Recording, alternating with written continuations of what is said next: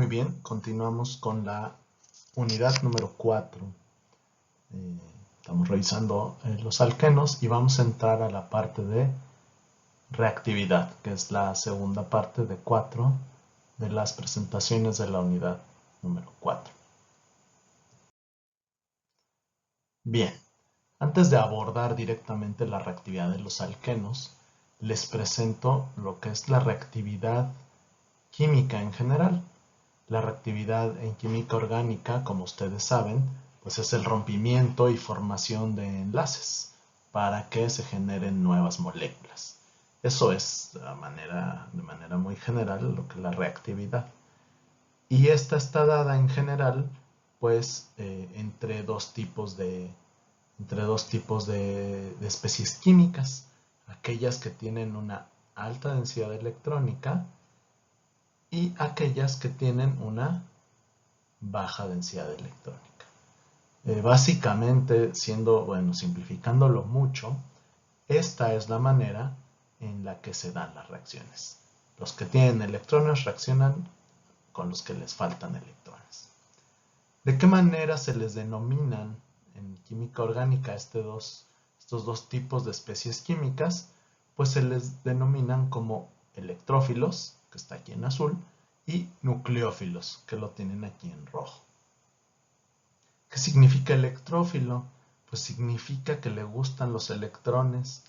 ¿Por qué le gustan? Pues porque no los tiene o porque le hacen falta. Por ejemplo, ustedes tienen los dos primeros ejemplos de aquí abajo, pues están viendo dos cationes, ¿sí? Dos moléculas que les hacen falta electrones. Como lo saben, pues tienen cargas positivas. Y cuando tienen cargas positivas, pues ustedes saben que es porque hay deficiencia de electrones. Las especies químicas que tienen cargas positivas, pues son los electrófilos más obvios de todos, creo. Porque pues se los está demostrando claramente con la carga positiva. Otro que quizás sea fácil de identificar son, por ejemplo, como este bromo que tenemos aquí. Este bromo, si ustedes lo ven con su, en este caso está representado con su estructura de Lewis, el símbolo de Lewis, perdón. ¿Qué tiene? Pues es un radical libre. ¿Por qué? Porque tiene un electrón desapareado. Y ustedes saben que los radicales libres requieren pues estabilizarse. ¿Y cómo se estabilizan? Pues apareando el electrón desapareado. ¿Y qué necesita ese bromo en particular y en general los radicales libres? Pues un electrón para aparear el electrón desapareado. Esas especies químicas también son electrófilas. Por último, uno que no es tan obvio y que probablemente no conocen, por ejemplo ese hidruro de borohidruro. ¿Qué es lo que tiene? Pues el borohidruro y algunos otros compuestos que son de este tipo, pues normalmente son compuestos que tienen un átomo con un orbital vacío, como en este caso es el boro. ¿Y eso qué hace? Pues que puedan recibir pares de electrones. Y si recordamos nuestras definiciones de las teorías de ácido y base, aquellas especies químicas que pueden recibir pares de electrones se llaman ácidos de Lewis. Los ácidos de Lewis son especies químicas electrófilas. Por su parte, los nucleófilos, pues son lo contrario, ¿no? Si los electrófilos necesitan electrones porque están deficientes de electrones, tienen baja densidad electrónica, los nucleófilos son especies químicas que tienen alta densidad electrónica, que pueden compartir electrones con aquellas especies químicas que le hagan falta electrones. Igual, les presento algunos ejemplos, aquí están en rojo. Los dos primeros de ellos pues, son obvios, son el ion hidroxilo y el ion cloruro. Pues estos dos iones son aniones, tienen carga negativa. ¿Por qué tienen carga negativa? Pues porque tienen un electrón extra del que deberían de tener para que estuvieran neutros, por lo tanto pueden compartir, ¿sí? Y este tipo de especies químicas aniones son nucleófilas. Por su parte, por ejemplo, aquí tenemos la metilamina o el agua, tienen átomos que se enlazan por enlaces covalentes y además tienen pares de electrones libres que en condiciones especiales o en condiciones donde haya especies químicas que requieran electrones, pues los pueden compartir. Este tipo de compuestos que pueden donar o compartir pares de electrones, según nuestras teorías de ácido-base, pues son bases de Lewis, ¿sí? Pueden donar pares de electrones. De hecho, ustedes verán ya después que las aminas, como la metilamina, pues son muy buenas bases de Lewis. Pues bien, ahora vamos a llevar todo esto a ver particularmente la reactividad de los alquenos. Como ya revisábamos en la parte cuando vimos los grupos funcionales, pues vimos que los grupos funcionales, y ustedes mismos los definieron en el aula, en la parte de glosario, los grupos funcionales pues son particularidades estructurales que tienen las moléculas que les dan ciertas características y que no importando el tipo de molécula, o bueno, más que el tipo, el tamaño de la molécula, si tienen esta particularidad en su estructura, pues se va a comportar de una misma manera, de ahí que estén ligadas, que estén reconocidas como, pues, en este caso, un doble enlace, ¿no? Un alqueno. En este caso tenemos dos moléculas que tienen esta característica en su estructura, que tienen un doble enlace carbono-carbono. Una molécula muy pequeña arriba como el eteno y una molécula un poquito más grande como es el colesterol. En ambos casos, ¿qué pasa? En el eteno pues nada más tiene dos carbonos y están unidos ambos por doble enlace. En el colesterol, de todos los carbonos que tiene, hay dos que están unidos por doble enlace. Y como es un grupo funcional similar, pues si yo lo hago reaccionar con algo que es igual, pues tiene que reaccionar de la misma manera, ¿cierto? Para que se comporte igual. Entonces, ¿qué sucede? Si yo hago reaccionar estas dos moléculas con ácido bromhídrico, ¿qué voy a encontrar? Pues voy a encontrar, por ejemplo, que el eteno se transforma en bromuro de etano, perdón, bromuro de etilo o bromoetano, ¿sí? ¿Qué sucedió? Pues se perdió el doble enlace y se formaron dos nuevos enlaces sencillos, dos nuevos enlaces sigma, uno carbono-bromo y otro carbono-hidrógeno, que están ahí resaltados en amarillo. ¿Qué tendría que suceder con el colesterol? Pues exactamente lo mismo, ¿sí? Ese doble enlace se rompe y el ácido bromhídrico se une a esos dos átomos que eran vinílicos para formar igual dos nuevos enlaces, uno carbono-bromo y uno carbono-hidrógeno. Como veíamos en la primera presentación de esta unidad, esos dos enlaces que vemos ahí, que están resaltados del lado izquierdo en amarillo, pues ya sabemos que uno es un enlace sigma y uno es un enlace pi. Uno es más fácil de romper que el otro porque está más expuesto, está más afuera, digamos, no está tan cerca del núcleo de los átomos. Y ese enlace que está más expuesto es el enlace pi, requiere menos energía para romperse. Y en ambos casos el enlace que se rompe entre los carbonos es el enlace pi y es el que da pie a que pueda reaccionar y formar, en este caso, los enlaces a bromo y a hidrógeno. Bien, en general, todas estas reacciones que sufren los alquenos, que las que vamos a revisar nosotros, se conocen como reacciones de adición. ¿Por qué reacciones de adición? Pues donde teníamos una insaturación, como la definimos en la primera presentación de esta unidad, ese doble enlace se rompe. ¿Para qué? Para que se añadan dos nuevas especies químicas. En este caso aquí están representadas como Y+, que sería el electrófilo, y Z-, que sería el nucleófilo, y formen dos nuevos enlaces. Se rompe un enlace pi y se forman dos nuevos enlaces, uno al electrófilo y uno al nucleófilo. Todas las reacciones que vamos a revisar, o prácticamente todas las que vamos a revisar en esta unidad, siguen este mismo patrón y son reacciones de adición, es decir, quito un doble enlace y uno dos especies químicas a los carbonos vinílicos, es decir, a los carbonos que estaban participando en el doble enlace.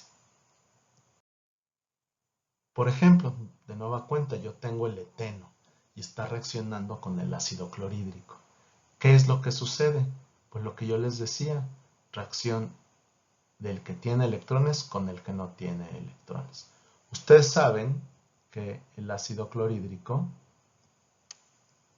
está formado por un enlace covalente muy polar que tiende a polarizarse mucho y a romperse, ¿sí?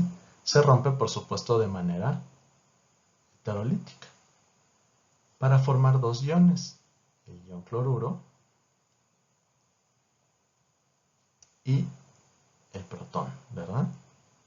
Bueno, ese protón que se forma ahí es un electrófilo, como lo vemos arriba, estaría representando a Y más. ¿Qué va a pasar con ese protón?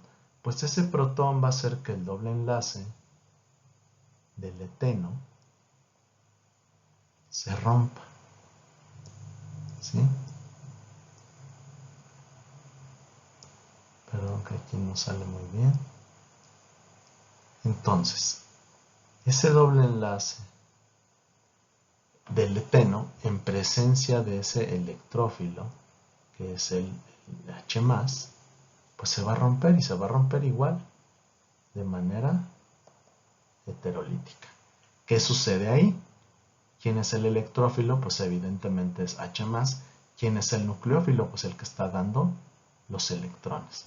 En este caso es el eteno. ¿Qué va a pasar cuando se rompe el enlace pi? Pues que uno de los dos carbonos se va a unir al hidrógeno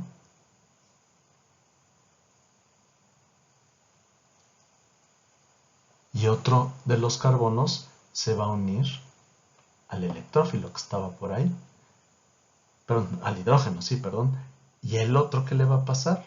Pues le están quitando, fíjense del lado izquierdo, le están quitando un electrón. Ese enlace se rompe de manera heterolítica. Si yo le quito un electrón, ese carbono se tiene que transformar en un carbocatión.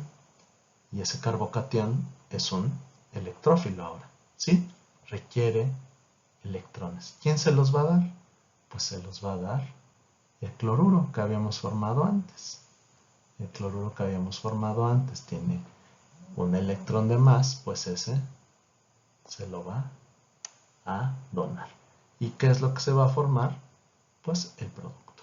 Se va a formar este producto que tenemos arriba, que sería el cloro etano.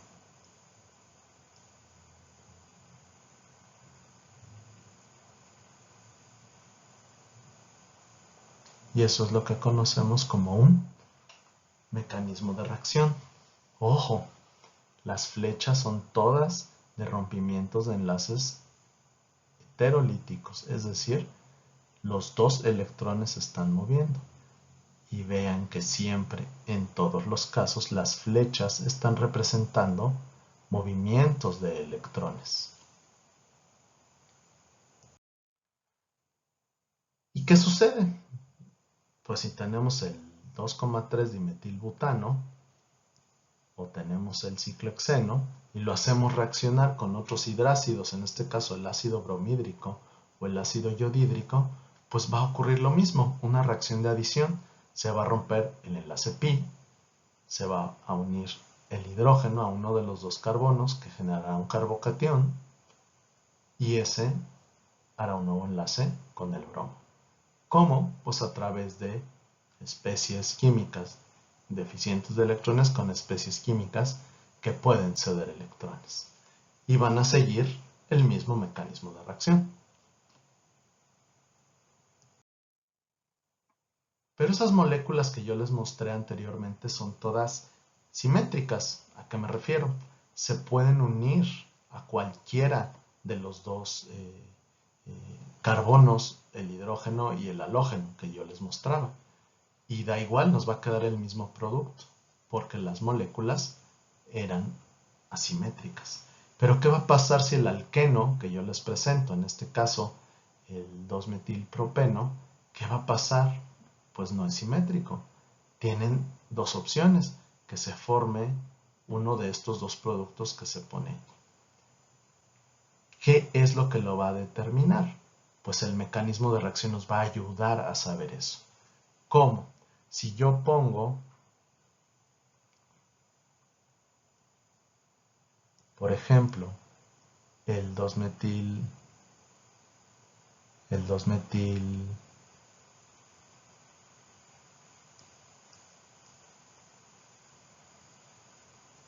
propeno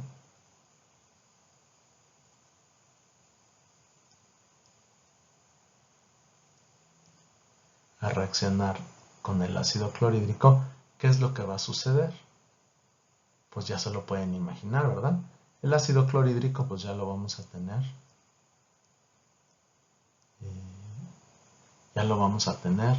Disociado, ¿sí? ¿Qué va a suceder? Pues tengo mi electrófilo, que es el protón, y tengo mi nucleófilo, que sería el alqueno. ¿Qué va a pasar? Que este enlace se va a romper de manera heterolítica para dar pie a que se forme ¿qué? Pues un nuevo enlace carbono-hidrógeno y que se forme un carbocatión, ¿sí? Y el carbocatión que se forme es el que nos va a dar pie a un producto o al otro. ¿Cuál es el carbocatión más estable que se puede formar? Pues si el protón se une al carbono 1 del 2-metilpropeno, se va a formar el carbocatión en el carbono número 2. Si por el contrario el hidrógeno se uniera al carbono número 2 del 2-metilpropeno, el carbocatión que se generaría sería en el carbono 1. ¿Hay alguna diferencia en estos carbocationes? Pues sí, sí la hay. ¿Por qué? Porque como yo ya les había contado antes, hay una estabilidad relativa entre el grado de sustitución que tiene un carbocatión, ¿sí? Que está representado aquí abajo, en esta serie que tenemos hasta abajo, que nos dice que un carbocatión terciario es relativamente más estable que un carbocatión secundario, que a la vez es más estable que uno primario, que es más estable que uno de metilo. ¿Eso por qué? Pues porque hay más densidad electrónica en torno a ese carbocatión y eso le da una cierta estabilidad relativa. Entonces, cuando nosotros rompemos el enlace pi por la reacción con el protón del ácido clorhídrico, pues no va a dar lo mismo que se forma un catión que el otro. En este caso nosotros estábamos formando un catión terciario o un catión primario. De acuerdo con esta serie que tenemos abajo, ¿cuál será más propenso a formarse? Pues sí, el carbocatión terciario. De ahí que el producto que se forma, el producto que esta reacción nos va a dar es solamente el 2-cloro 2-metilpropano. Por eso, porque el carbocatión que se forma en el rompimiento del enlace pi es el más estable y es el que va a reaccionar con el cloruro que queda liberado y forma esta molécula. Esto que vimos aquí es conocido como la regla de Markovnikov.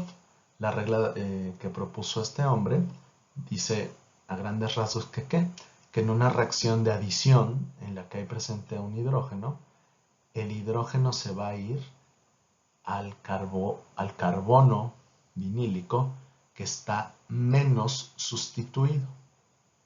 ¿Por qué? Pues para generar el carbocatión más estable, ¿sí? Entonces, la regla de Markovnikov, como veremos después, se puede extender hacia otras moléculas que no necesariamente tengan hidrógeno, pero sí es importante que quede claro que lo que nos propone es que el producto que se va a formar va a venir como consecuencia de qué carbocatión se formó al inicio de la reacción.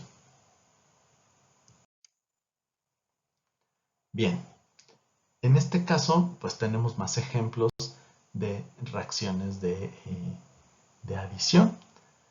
Fíjense, son dos moléculas diferentes, una es de cadena abierta, como el 2-metil-2-buteno, y el otro es el 1-metil-ciclohexeno, que reaccionan en reacciones de adición de hidrácidos, de ácido yodhídrico y de ácido bromídrico.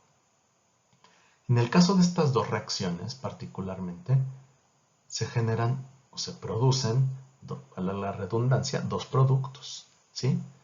Pero en estas, como en muchas reacciones químicas, se va a generar más de uno que de otro producto. Al producto que se genera en mayor cantidad se le llama producto mayoritario.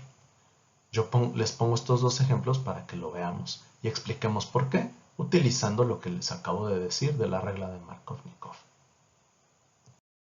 ¿Qué es lo que sucede inicialmente? Recuerden siempre, en las reacciones de adición en alquenos, cuando usamos ácidos, lo primero que sucede, o casi siempre, aunque no usemos ácidos, es el rompimiento del enlace pi. ¿Cuál de los dos que se señalan aquí es el pi? Pues el que ustedes quieran, pero solo uno, ¿sí? Es muy importante que quede claro que es solo uno. Entonces, ¿qué va a pasar aquí? El enlace pi se rompe y viene por el protón. Y el enlace que une al yodo con el hidrógeno también se rompe. De manera que, ¿qué sucede? Que se pueden formar dos carbocationes distintos. Uno es aquí y otro es acá. ¿Sí?